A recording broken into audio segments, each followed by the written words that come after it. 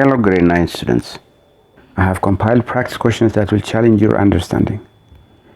I encourage you to watch the video, try out the questions presented in the video, and then showcase your brilliance by sharing your answers in the comment section below. And don't forget to include your name and your father's name initial to personalize your responses, or for that extra touch of personalization, just include those two things. Without any further ado, let's dive in and conquer those challenges one question at a time.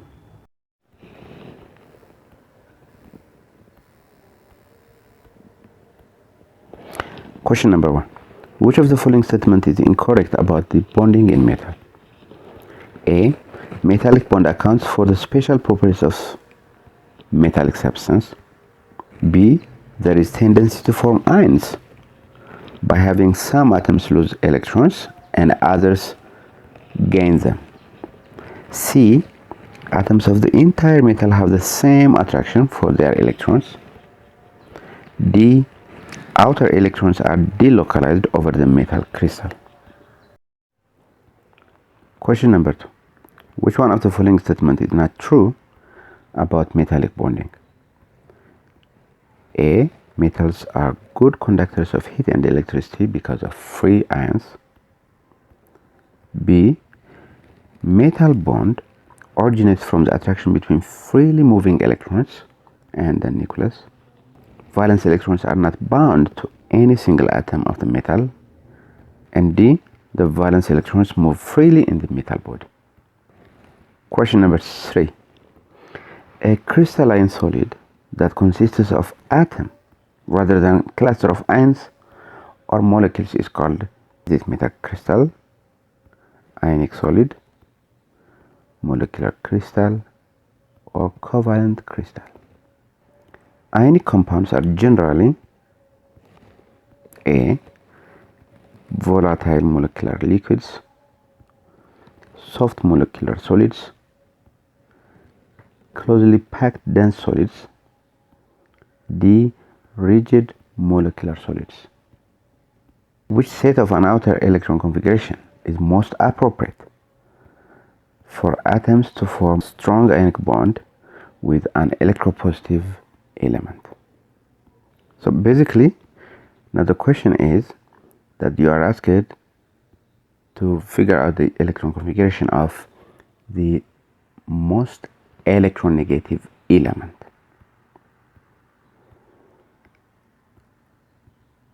That forms a bond with an electropositive element. So you are asked to choose the outer electron configuration of the most electronegative element.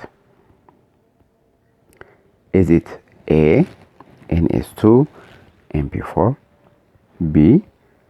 NS2 MP6, C. NS2 MP3, is it D. NS2 MP5? In the Lewis formula, nitrogen trifluoride, nitrogen is surrounded by how many bonding and non-bonding electron pairs, respectively? So to figure out the number of bonding and non-bonding electrons, you have to write the Lewis structure. Which of the following is not the property of covalent molecules? A. They are aggregates of discrete molecules. B. They are neither hard nor brittle. C. They conduct electricity when in molten state. D. They have relatively low melting point and boiling point. So which of the choices is not the property of covalent molecules? Which of the following changes doesn't take place in the formation of sodium chloride? So sodium chloride is an example of ionic bond, right? Therefore, so which one of these doesn't take place in the formation of sodium chloride? Is it A? Is it B? Or is it C or D? Question number 9. An equal distribution of the shared pair of electrons between two atoms results in the formation of, is it polar covalent bond, coordinate covalent bond, ionic bond, or metallic bond? So when there is an equal distribution of the shared pair of electrons between atoms, and this results in the formation of which of this type of bond? Of the following substance, which one contains three kinds of bonds? And these are ionic, covalent, and coordinate covalent bond. Is it sodium chloride? Is it methane, which is CH4, ammonium chloride, NH4Cl, or carbonic acid, H2CO3? Question number 11. The high electrical and thermal conductivity of metal is primarily due to A. Is it high ionization energy, mobile electrons, high electronegativity, or field energy levels? Question number 12. The type of bond formed when both electrons of a bond are donated by one of the two combining atoms, this type of bond is called what? Is it simple covalent bond? Is it electrovalent bond? Is it metallic bond, or coordinate covalent bond? Which of the following is true regarding the properties of ionic compounds? A. Ionic compounds have relatively low melting and boiling point. B. They are generally liquids or gases at ordinary temperature. C. They conduct electricity in their solid state. And D. They are generally soluble in polar solvents. Question number 14. Considering the electron C model for metals, which one has the strongest metallic bond? Is it metallic bond in sodium,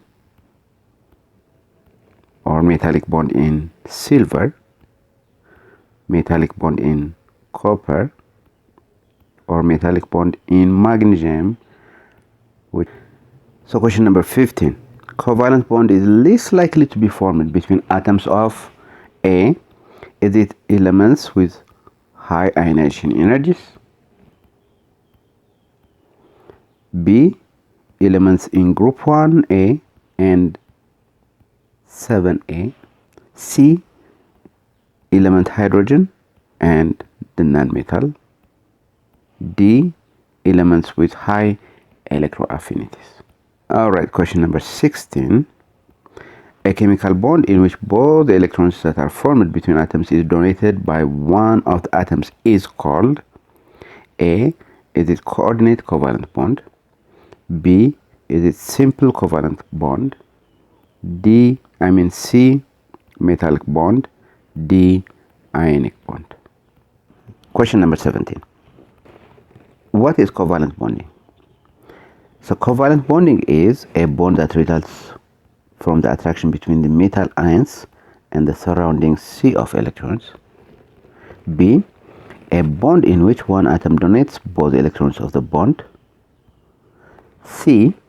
The binding force formed by sharing of electrons in a molecule. D.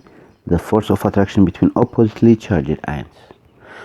So given the reaction here, sodium reacts with fluorine to form sodium fluoride.